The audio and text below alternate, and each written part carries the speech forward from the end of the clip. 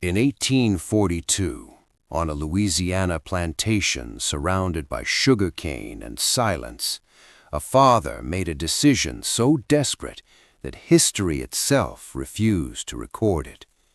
He did not sell land, he did not free slaves, he did not pray.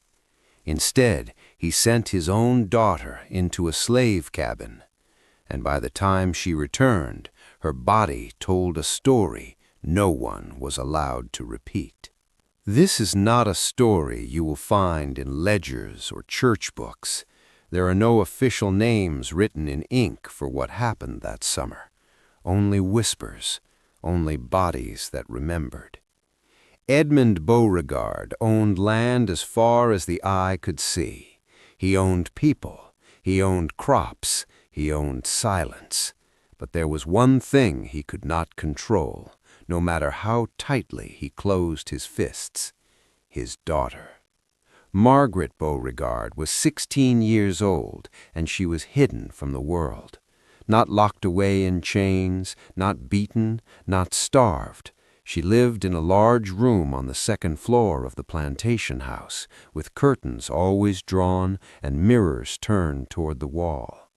She was hidden because her body did not fit the world her father wanted to display.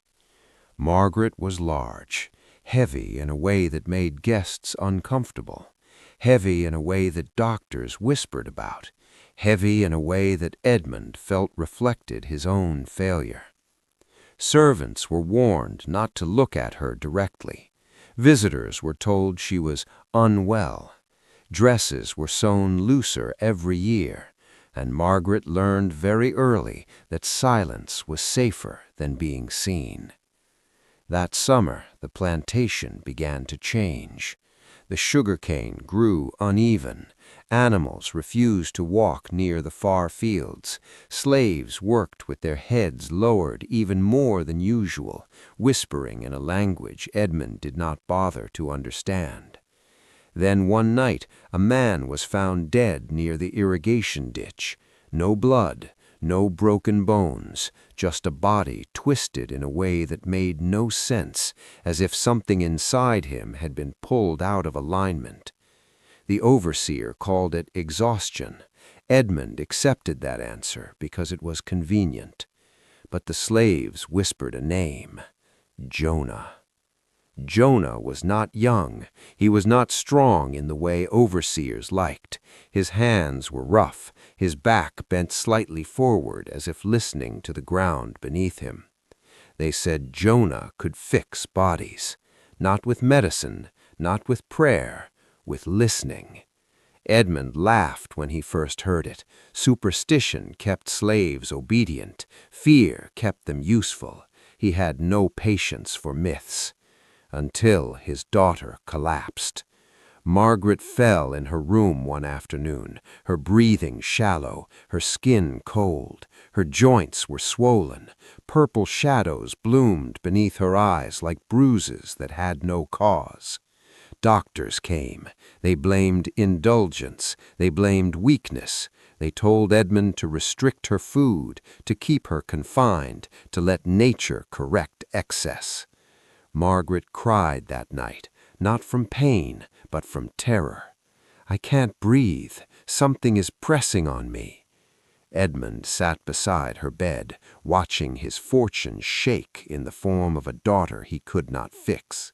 For the first time in his life, power failed him. That night, Jonah was brought to the big house. Chains rattled softly as he stood in the candlelight.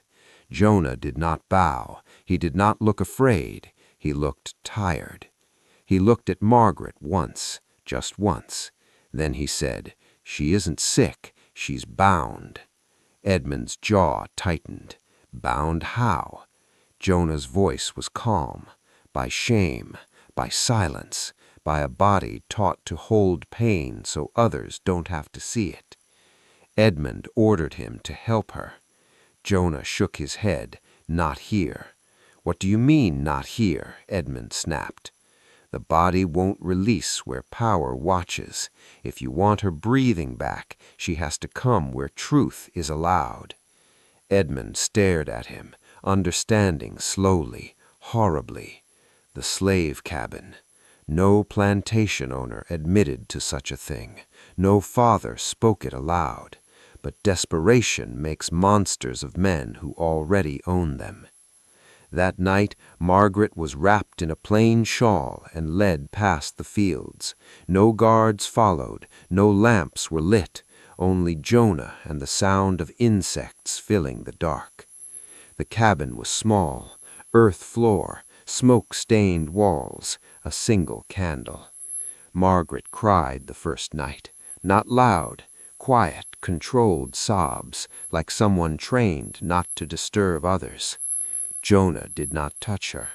He told her to sit, to breathe, to feel the ground beneath her feet. On the second night, she screamed. Something surfaced, pain she did not have words for, pressure in her chest, her hips, her spine. Jonah pressed his hands against her back, firm but not cruel.